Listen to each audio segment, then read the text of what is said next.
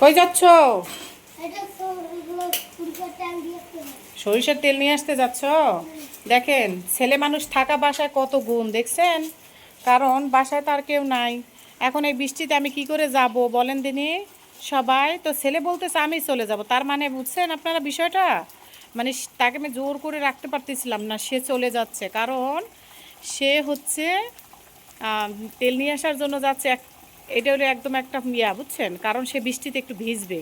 এই সাইড হয় কিনার দিয়ে যায়, দাঁড়াই আমি দাঁড়ায় আছি। আচ্ছা দেখে যাও, খুব সুন্দর করে বুঝে শুনে সাইকেল চালায়।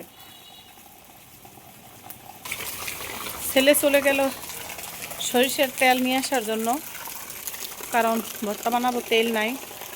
মানে ওর ধস বুঝছেন, যে সে বৃষ্টিতে ভিজবে। আর আমি পিছিয়ে পিছিয়ে নামে পড়লাম, কারণ ছোট মানুষ তো, রাস্তায় গেলে আমি আবার দাঁড়াই থাকি যে কখন আসবে। আর সেরকম বৃষ্টি নাই, এখন বৃষ্টি কমে গেছে অনেকটা। দাঁড়াই থাকি, ছোট মানুষ তো ভয় করবে। আর আমার এটা অভ্যাস হয়, বাইরে গেলে আমাকে ভালো লাগে না, বাস আমাকে দেখতে হয়। অনেক দূর চলে গেছে। দেখেন আবহাওয়াটা কত সুন্দর। কয়েকদিন থেকে আবহাওয়া ভালো লাগতেছে, কারণ বাহিরের আবহাওয়াটা দেখে মনটা একদম জুড়িয়ে যাচ্ছে। এই কারণ দেখেন এখনও কিন্তু সেই রকম গরম পড়ে নাই। মানে এটাই ভালো লাগতেছে। এখনও কিন্তু ঠান্ডার আবহাওয়াটা আছে, আরও হচ্ছে বৃষ্টি। তাইলে মনে করেন কত সুন্দর আবহাওয়াটা বলেন। আমার কাছে খুব ভালো লাগে। আর এখন এই বৃষ্টি হওয়ার কারণে গাছপালা একদম সবুজ কালারের হয়ে গেছে, আর একদম দেখতে পরিবেশটা কিন্তু মাশাআল্লাহ ভালো লাগতেছে।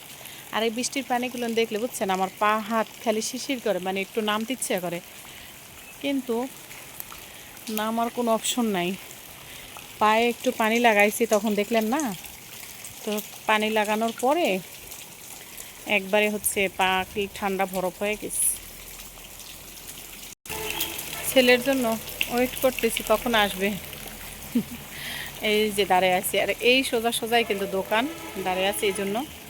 কারণ ও কখন আসবে, বাসায় যাব, ওকে নিয়ে যাব। দেখতে থাকেন। ছেলে এখনও আসতেছে না, টেনশন না বলেন তো, রাগটা কার ধরে না বলেন। এখন পর্যন্ত আসতেছে না, এই জন্য ওকে আমি বাইরে পাঠায় শান্তি পেই না। কারণ ও যায় বুঝে না যে আম্মু দাঁড়ায় আছে, চিন্তা করবে, টেনশন করবে। সে বুঝেন কি তাকে দেখতে পাচ্ছেন? হুম, কই কোনো খবর আছে তার? আর সাইকেল চালায় এত স্পিড, আমার খুব ভয় লাগে। ওকে রাস্তাঘাটে আসলে দিতে ইচ্ছা করে না, কিন্তু খুব দুষ্টু। বাইরে যাওয়ার প্ল্যান করে, বাইরে যাবে যে কোনো একটা ধস দিয়ে, বুঝছেন। দেখি কখন আসে, এখনও আসে না। অবশেষে আমার রাজপুত্র আসতেছে, ওই যে দেখেন।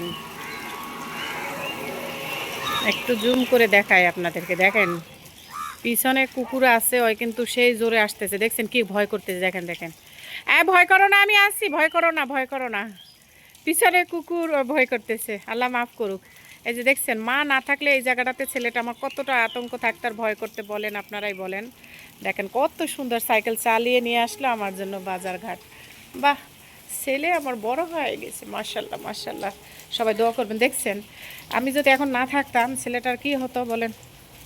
এই কুকুরগুলোর কিন্তু 3-4টা কুকুরই কিন্তু পিছনে লাগছিল, দেখছেন এমন পরিস্থিতি।